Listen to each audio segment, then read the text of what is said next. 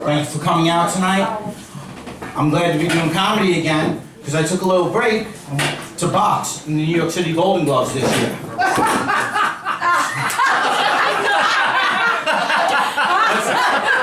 not the joke, kid.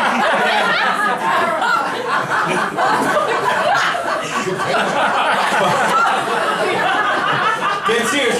I did it when I was 17. 20 years later, they raised the age limit, so I do it this year. I did it this year. And it did not go well, as apparently the gentleman in the back. I did not know how bad it went until I heard the code words my friends used after the fight. No one said I did good, I did bad, I did well. They all said stuff like, wow. It's really brave of you to get in there. Or, you can really take a punch. What am I, Tina Turner? Like, is that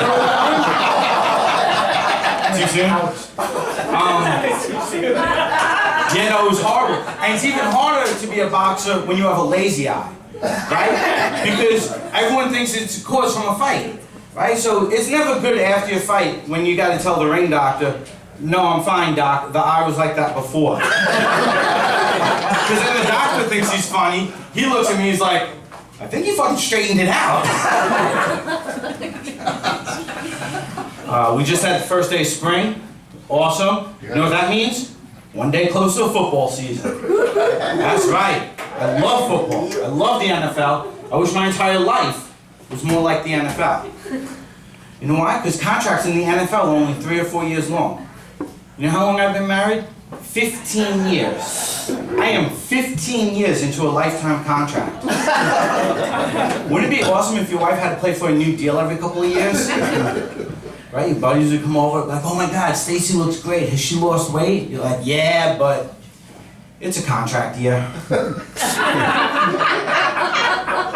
I'm afraid if I re-sign her, she's just gonna blow a hammy. A hammy's my Pakistani neighbor. So. Right? And NFL contracts aren't guaranteed. So when you're not performing, you just get cut. Yeah, how awkward is that conversation, right? Your wife comes home, you're sitting at the table with the kids, you're like, baby, we need to talk. Kids and I discussed it, and burned meatloaf last night.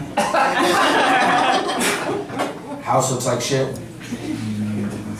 We gotta go in another direction. We gotta let you go. Right? She's all upset and you try to justify the move like you're a GM. She's like, is there another woman? You're like, well, there's a junior coming out of St. John's a year early and we'd like to sign you both, but with the salary cap, we just can't afford it. I don't know, that's my dream. It's my dream. I have 2 kids and I love the younger one. She's 4, she's my favorite. And yeah, we have favorites. If you don't have kids, you will. And I love her because she drives my wife insane. Because every night we have to read her a story to go to bed. But she doesn't want books anymore. She wants me to make up a story. It drives my wife insane.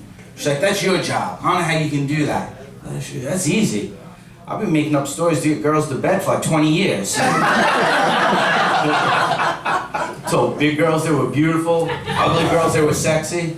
I saw a girl looked like Chewbacca because I told her Chloe was my favorite Kardashian. I'll say anything. I got no shame. So what else is it?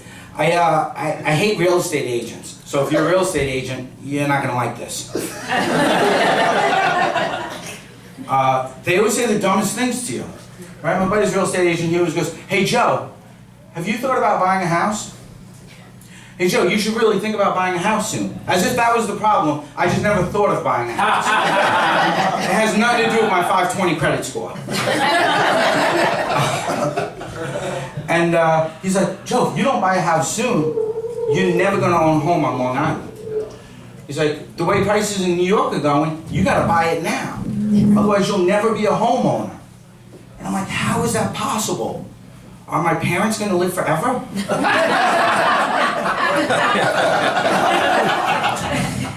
They're 60 years old and smoke a pack a day. I might own something by Christmas. Just saying. I am seriously one patch of black ice away from home ownership. And it's actually weird because my father was at my last show. He did not like that joke. He was so mad. I got off stage, he was waiting for me. He's like, Joe, your mother and I don't appreciate that. And I'm like, relax. I love you guys. It's just a joke. Let me buy you a couple of drinks for the road. Just one too many. And then on a sadder note, bring the crowd down a little bit, a couple months ago, I had to put my dog to sleep. And yeah, it was sad. It was sad. She was 16 years old. My entire adult life I've spent with her. And I wrote this beautiful eulogy and a little tribute to her on Facebook. And you dog people are assholes. Yeah, the dog lovers on Facebook, they started attacking me because my dog got sick, she was in pain, she started going to the bathroom in the house. They're like, how dare you do that? Would you do that to a family member? Would you do that to your mother? So here's the question. If my mom dropped a deuce in the living room, would I put her to sleep? Of course not. It's my mother. I'm not an animal. But I'd rub her nose in it. It's the only way that they learn. Got hit her with a newspaper. I'm kidding. Of course I'd put her to sleep, because then I would own a house. I think it'd be awkward though, if you had to put your mom to sleep, right? Because it's awkward when you gotta do it with a pet. Because what do you do to your animal? You lie to him, right? What do you say? Like, you say to your dog, who wants to go to the park? Who wants to go to the park? You don't say, I want to go to the park. I want to go to the park. You drive past the park, the dog's like, shit. Starts clawing at the window. Same thing with your mom. Who wants to play bingo? Who wants to play bingo? Mom's like, I won't play bingo. I won't play bingo. You drive past the church, your mom's like, shit. All right, that's my time. I'm Joe